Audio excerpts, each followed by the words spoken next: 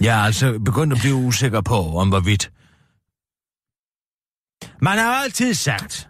Hvad er du usikker på, Kirsten? Du skal ikke forklare med ondskab, hvad der kan forklares med inkompetence. Det er der nok stor sandhed i, tror jeg.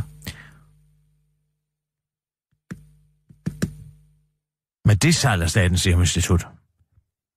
Så dumt er det vel ingen, der er? Det er det der serum. Jamen, jeg kan ikke forstå det. Det er du meget oppe at køre over? Ja, jeg er faktisk meget oppe at køre over det. Det er så underligt.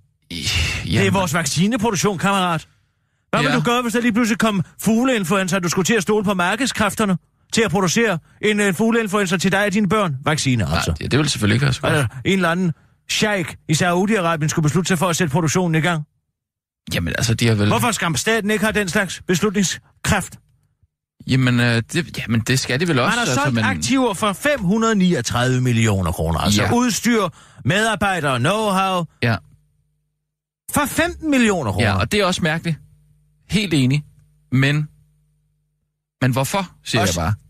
Jamen, det er jo det, jeg spørger mig selv om. Er det inkompetence, eller er det simpelthen korruption? Jeg kan ikke hit ud af det længere. Fordi hvis det er komplet inkompetence, så kan man vel ikke ansætte Bjørn Corydon i McKinsey Group. De er jo ikke en flok idioter derovre, vel? De er jo skidesnedige. Så du siger, det er korruption? Det må være korruption, eller også er det simpelthen inkompetence. Og jeg kan ikke finde ud af, om det er det ene eller det andet efterhånden. Altså, hvis jeg gik hen til dig. Ja. Nej, til en mongol. Ja. Lad os sige, jeg gik hen til en mongol, ikke? Ja. Og sagde, det var da en flot 20'er, du havde der. Må jeg ikke have lov til at købe den for 5 kroner? Ja. Så vil mongolen jo sige nej. Det kommer an på, hvordan 5'eren ser ud, jo. Man har brugt for 79 millioner kroner konsulenter. Ja. For at sælge noget for 15 millioner kroner? Ja. Altså, det skal man jo være retarderet for at ikke kunne se, at men så der jo have været nogle advokater, som de ikke har kunnet hamle op med. Jamen, der er man ikke tvunget til at sælge noget i det her land. Nej, men måske har de... Og så når man så spørger Karen Ellemann... Kan det bare være blevet snydt?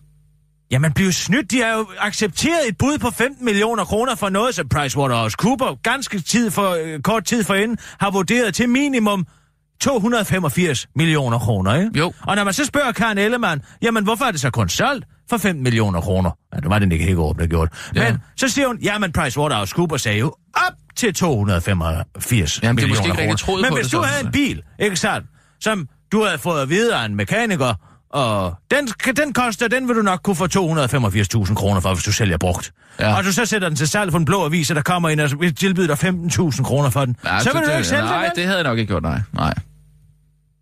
Så selv den største idiot vil jo ikke gennemføre det salg. Nej, det kan du måske have ret i.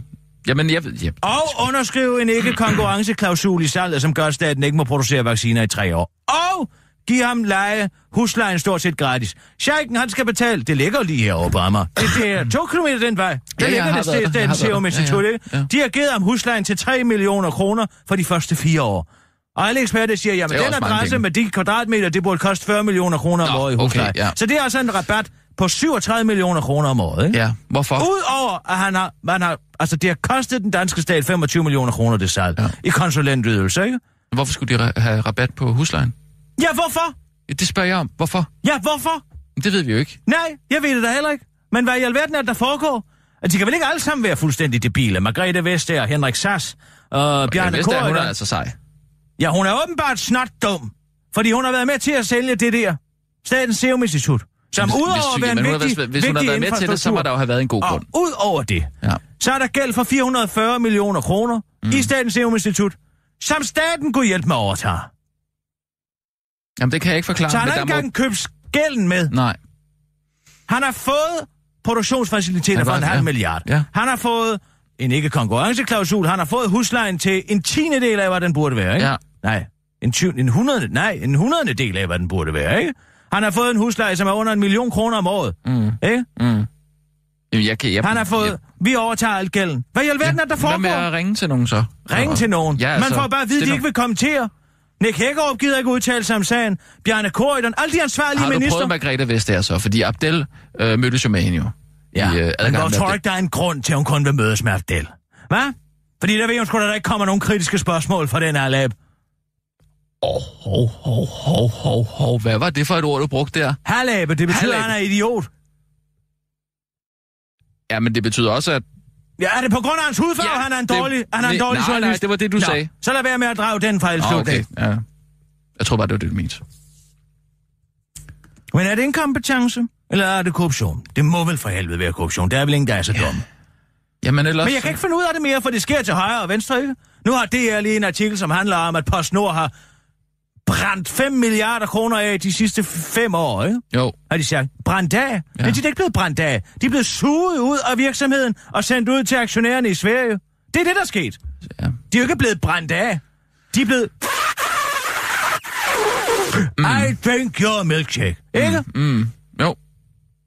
Jamen, jeg ved det ikke. Altså, men... Jeg har tænkt meget over den der podcast. De kan blive ved med at fakturere det offentlige, ikke? Jo. Nu med sundhedsplatformen, den virker stadig ikke. Ja. Det koster 0,5 milliard. Ja. De bliver bare ved med at sende fakturer ud. Det virker ikke. Hvem er det, hvad er det, der foregår?